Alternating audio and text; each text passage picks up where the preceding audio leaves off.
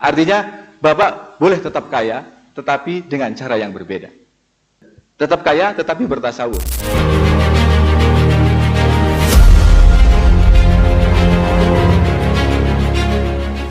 Nah, misalnya karena kita mengetahui Muhammad seperti itu, lalu kita mencoba untuk berderma, maka kita tentu akan memberikan semuanya.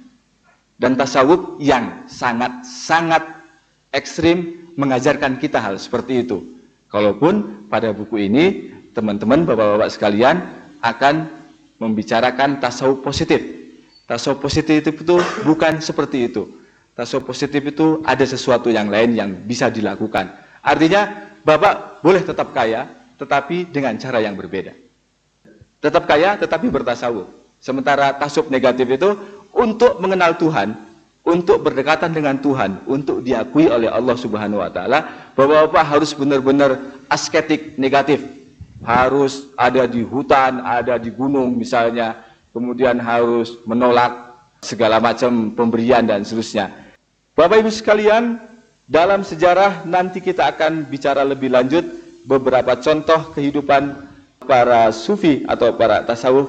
Saya tidak tahu apakah penjelasan saya bisa menjelaskan apa itu tasawuf, tapi kita masih punya kesempatan untuk berdialog, untuk ngomongin tasawuf itu apa, kemudian cara beragama selama ini apa, dan apakah misalnya cara beragama tanpa tasawuf itu cukup menyenangkan atau tidak. Tentang tasawuf negatif. Tasawuf negatif positif itu tergantung pada situasi sebenarnya kan. Apa yang sekarang positif bisa jadi besok jadi negatif. Maksud saya, cara memiskinkan diri itu bisa jadi sangat positif.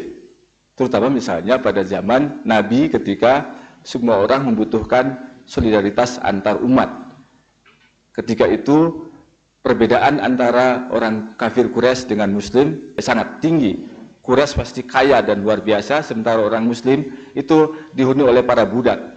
Karena itu apapun yang didapatkan oleh Nabi Muhammad, baik dari rampasan perang yang berjumlah 20% itu diberikan semuanya pada yang lain, yang dengan demikian semuanya terbebaskan. Waktu itu masih banyak budak, karena itu membebaskan budak menjadi sangat luar biasa. Membebaskan budak, membayarkan hutang orang, itu menjadi ibadah yang luar biasa. Saat ini, membayarkan hutang orang itu tidak menjadi ibadah. Tidak ada satupun para da'i yang menyatakan itu sebagai ibadah. Lalu kalau ada orang yang membayarkan hutang orang lain, dianggapnya sebagai kamu beribadah berlebihan. Kamu masuk tasawuf ya, misalnya begitu. Padahal itu ada di syariahnya misalnya. Nah, jadi itu tidak negatif. Rasulullah ketika memiskinkan diri, ketika